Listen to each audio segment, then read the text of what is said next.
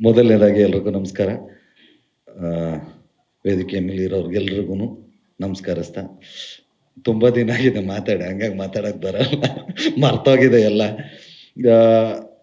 Martin ಇದ್ರ ಬಗ್ಗೆ ಕೇಳೋದಾದ್ರೆ almost ಇದು ಇಂಡಸ್ಟ್ರಿ ಅವ್ರಿಗೆಲ್ಲ ಪಬ್ಲಿಕ್ಕಿಗೂ ಗೊತ್ತು ಇದು ಸಿಕ್ಕಾಪಟ್ಟೆ ಹೈ ಬಜೆಟ್ ಪಿಕ್ಚರು ಅಂತ. ಕಾಮನ್ ಆಗಿ ಎಲ್ಲರೂ ಫಸ್ಟು ಬಜೆಟ್ ಕೇಳಿದ ತಕ್ಷಣ ಅಷ್ಟೊಂದು ಹಾಕವ್ರ ಅಂತಾನೆ ಶಾಕ್ ಆಗ್ತಾರೆ. 100% ಸಿನಿಮಾ ರಿಲೀಸ್ ಆದ್ಮೇಲೆ ನೋಡು ಶಾಕ್ ಆಗ್ತಾರೆ, ಹಿಂಗೆಲ್ಲ ತೆಗೆದಿದಾರ ಗುರು ಅಂತ.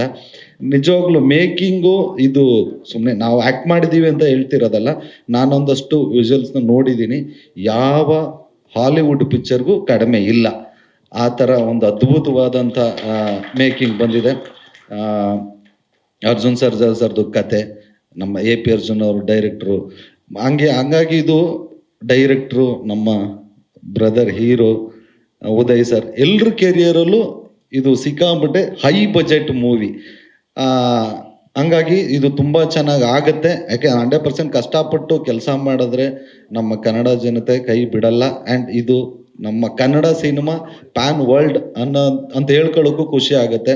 ಯಾಕೆಂದರೆ ಎಲ್ಲ ಭಾಷೆಗಳಲ್ಲೂ ಒಳ್ಳೆ ರೆಸ್ಪಾನ್ಸ್ ಸಿಗ್ತಾ ಇದೆ ಅಂತ. ಈಗ ಆಲ್ರೆಡಿ ಒಂದಷ್ಟು ಮುಂಚೆನೆ ಬಿಸ್ನೆಸ್ಗಳಾಗತ್ತಲ್ಲ ಆ ಥರದ್ದು.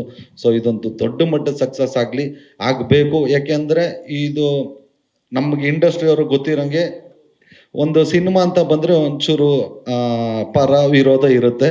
ಬಟ್ ಈ ಸಿನಿಮಾ ಬಗ್ಗೆ ಇಂಡಸ್ಟ್ರಿಯವ್ರು ಎಲ್ಲರೂ ಪರವಾಗಿದ್ದಾರೆ.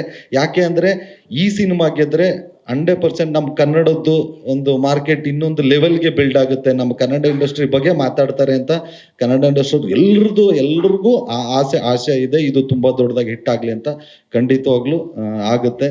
ಎಲ್ಲರೂ ಅಕ್ಟೋಬರ್ 11ನೇ ತಾರೀಕು ದಯಮಾಡಿ ಬನ್ನಿ, ಮಾರ್ಟಿನ್ನ ನೋಡಿ. ಖುಷಿ ಆಗ್ತಿದೆ. ಬೇರೆ ಬೇರೆ ಭಾಷೆನಲ್ಲಿ ನಾನು ನೋಡ್ಕೊಂಬೋದು ಹೆಂಗೆ ಕಾಣಿಸ್ತೀನಿ ನಾನು ಯಾಕಂದರೆ ಕನ್ನಡ ಬಿಟ್ಟು ಬೇರೆ ಬರಲ್ಲ. ಅಟ್ಲೀಸ್ಟ್ ಯಾರೋ ಡಬ್ಬಿಂಗ್ ಮಾಡಿರ್ತಾರಲ್ಲ ಅದರಲ್ಲಿ ನೋಡಿ ಖುಷಿ ಪಡ್ಕೊಳ್ಳೋಣ. ನಮ್ಮದು ಮೊದಲನೇ ಪಿಕ್ಚರ್ ಇದು, ಬೇರೆ ಭಾಷೆಗಳಲ್ಲಿ ಹೋಗ್ತಿರೋದು.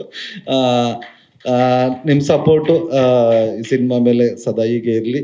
ಅಕ್ಟೋಬರ್ 11ನೇ ತಾರೀಕು ದಯಮಾಡಿ ಎಲ್ಲರೂ ಬನ್ನಿ, ನೋಡಿ, ಹರಿಸಿ, ಆಶೀರ್ವದಿಸಿ. Thank you.